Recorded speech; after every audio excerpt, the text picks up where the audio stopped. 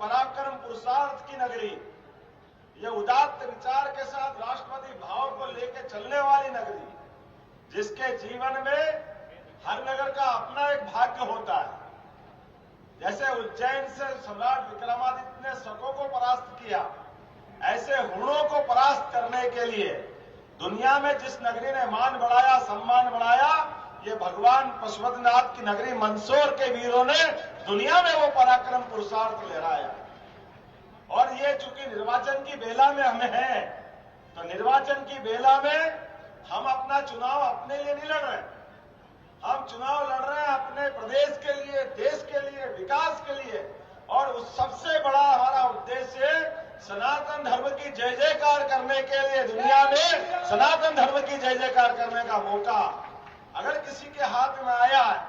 तो ये इस चुनाव के माध्यम से हो रहा है। दिखने के लिए हमारे लिए भाजपा के प्रत्याशी सुधीर गुप्ता जी हो सकते हैं, लेकिन ये सुधीर गुप्ता जी का चुनाव नहीं है, ये भाजपा का भी चुनाव नहीं है, ये चुनाव नरेंद्र मोदी का और हमारे अपने देश के भाग्य का। जोरदार ताली बजाओ इस नाते से। एक आम कार्यकर्ता, सामान्य कार्यकर्ता, सामान्य परिवार से निकल करके इस पार्टी का झंडा पकड़ के, झंडा बरदार हमने बहुत शब्द सुना होगा, लेकिन झंडा बरदार कहने का मतलब ही यह है जिसके हाथ में झंडा पकड़ करके उसका झंडा बरदार बनने का दम हो। हमको इस बात की खुशी है,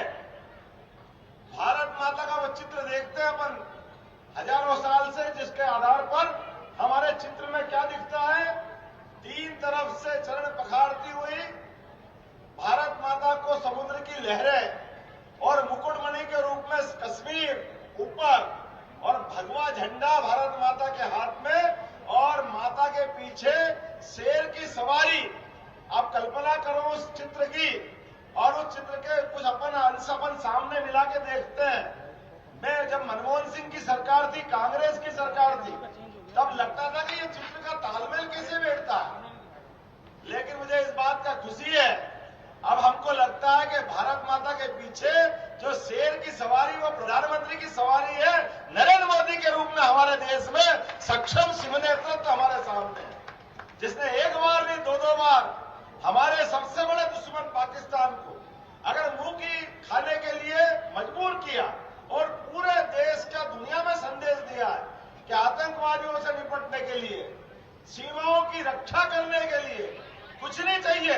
केवल कलेजा चाहिए 56 इंच का सीने वाला, जो भाजपा के माध्यम से देश ने दिया। जोरदार ताली बजाओ अपने नरेंद्र मोदी जी के लिए। और अब हम नहीं कह रहे उनके लिए,